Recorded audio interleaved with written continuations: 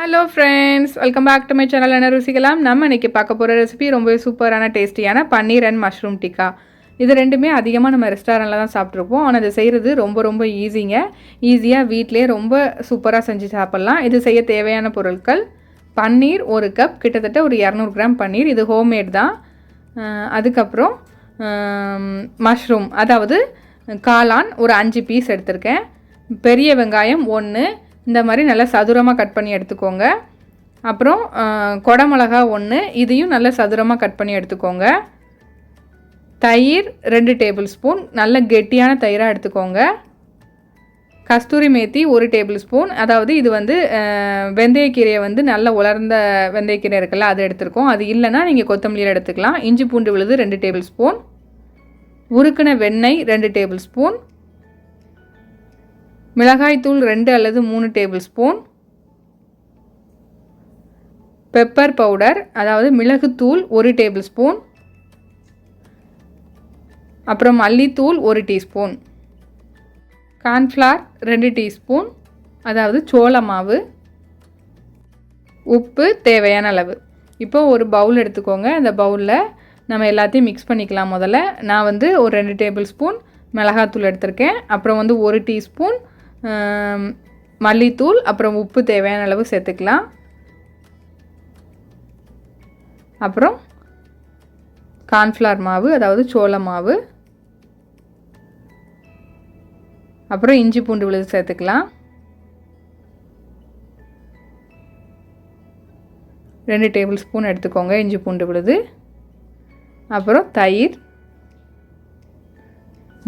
பார்த்திங்கன்னா இந்த மாதிரி நல்ல கெட்டியான தயிராக எடுத்துக்கோங்க. அப்போ தான் உங்களுக்கு அந்த தண்ணி விடாமல் நல்லா அந்த பன்னீர் அந்த காளானோட நல்லா மிக்ஸ் ஆகும். இப்போ கொஞ்சம் மிளகுத்தூள் சேர்த்துருக்கேன். இப்போ இது எல்லாத்தையும் நல்லா மிக்ஸ் பண்ணிக்கலாம். இப்போ இதில் கஸ்தூரி மேத்தி சேர்த்துக்கலாம். நல்லா க்ரஷ் பண்ணி நல்லா கசக்கி இதில் சேர்த்துக்கோங்க. இது இல்லைன்னா நீங்கள் நல்ல கொத்தமல்லி இலையை நல்லா கழுவி நல்லா குட்டி குட்டியாக நறுக்கி இதில் சேர்த்துக்கலாம். அப்புறம் பன்னீர் கொஞ்சம், அப்புறம் வெங்காயம், அப்புறம் கொடமிளகா, அப்புறம் காளான், இது எல்லாத்தையும் இந்த மாதிரி கட் பண்ணி சேர்த்துக்கோங்க. நல்ல வெங்காயம், கொடமிளகா, அப்புறம் பன்னீர் எல்லாமே இந்த மாதிரி சதுரம் சதுரமாக கட் பண்ணிக்கிட்டிங்கன்னா அந்த குச்சியில் நம்ம குத்தும் போது கரெக்டாக இருக்கும். இந்த மாதிரி ஒரு ஸ்கியூவர்ஸ் வச்சு நம்ம இந்த மாதிரி குத்தி வச்சுக்கலாம். எல்லாத்தையும் ரெடி பண்ணிக்கலாம். சப்போஸ் உங்ககிட்ட இந்த மாதிரி குச்சி எதுவும் இல்லைன்னா நான் அதுக்கு என்ன பண்ணலாம் அப்படிங்கிறதையும் கடைசியாக அந்த வீடியோ எண்டில் பண்ணியிருக்கேன், அதையும் பார்த்துக்கோங்க. இப்போ இது எல்லாத்தையும் இந்த மாதிரி எடுத்துக்கலாம். பன்னீர், கொடமிளகா, வெங்காயம், அப்புறம் காளான், இது எல்லாத்தையும் இந்த மாதிரி ஒன்று மாற்றி ஒன்றா இந்த மாதிரி குத்தி எடுத்துக்கலாம். உங்கள்கிட்ட இரும்பு கம்பி இருந்துச்சுன்னா அதை எடுத்துக்கோங்க. அது ரொம்ப நல்லது. ஏன்னா இது அப்படின்னா நம்ம கொஞ்சம் ஈஸியாக இருக்கும் அது செய்கிறது. இது இந்த குச்சி கொஞ்சம் மரக்கட்டையில் இருக்கிறனால இது கொஞ்சம் சில சமயம் உடஞ்சி போயிடும். அதுக்காக தான். இப்போ முதல்ல ஒரு தோசை தவா எடுத்துகிட்டு அதில் கொஞ்சம் பட்டர் தடவிக்கலாம். அதாவது வெண்ணெய் கொஞ்சம் நல்லா தடவிட்டு அதுக்கு மேலே இப்போ இதை வச்சிடலாம்.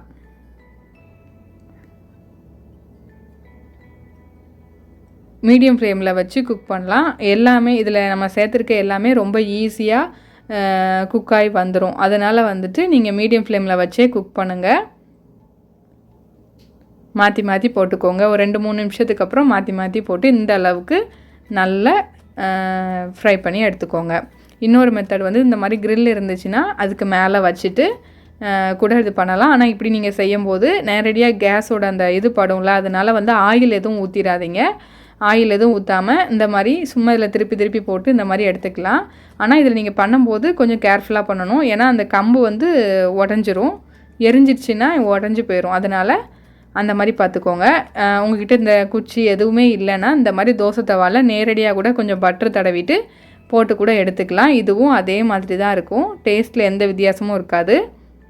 இப்போ இதையும் ரெடி ஆகிடுச்சு. பாருங்கள், சூப்பரான பன்னீர் மஷ்ரூம் டிக்கா ரெடி ஆகிடுச்சு. ரொம்ப ரொம்ப டேஸ்ட்டாக இருக்குங்க.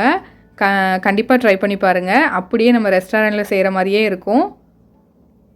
இதுக்கு சைட் டிஷ்ஷாக நம்ம கார்லிக் சாஸ் வச்சு சாப்பிட்டிங்கன்னா ரொம்ப டேஸ்ட்டாக இருக்கும். இந்த ரெசிபி உங்களுக்கு பிடிச்சிருந்துச்சுன்னா லைக் பண்ணுங்கள், ஷேர் பண்ணுங்கள் அண்ட் கமெண்ட் பண்ணுங்கள். அப்புறம் ஒரு முக்கியமான விஷயம், நம்ம சேனலில் கிவ்அவே கான்டெஸ்ட் போயிட்டுருக்கு. கண்டிப்பாக எல்லோரும் பார்ட்டிசிபேட் பண்ணிக்கோங்க. இந்த கான்டெஸ்ட் பார்த்திங்கன்னா செப்டம்பர் 21 நைட்டு 11:59 வரைக்கும் கவுண்டபுளாக இருக்கும். நிறைய பேர் போன வீடியோவில் லைக் பண்ணியிருக்கீங்க, ஷேர் பண்ணியிருக்கீங்க, சப்ஸ்கிரைப் பண்ணியிருக்கீங்க. ஆனால் வந்து கமெண்ட் பண்ணலை. நீங்கள் கமெண்ட்டும் பண்ணி இன்ஸ்டாகிராம் அண்ட் ஃபேஸ்புக் பேஜ் லிங்க்கில் ஃபாலோ பண்ணால் தான் நீங்கள் கவுண்டபுளாக இருக்கும். ஸோ மறக்காமல் இந்த ஸ்டெப்ஸ் எல்லாம் ஃபாலோ பண்ணிக்கோங்க. சூப்பரான கிஃப்ட்டை வின் பண்ணுறதுக்கு எல்லோரும் பார்ட்டிசிபேட் பண்ணிக்கோங்க. தேங்க்யூ.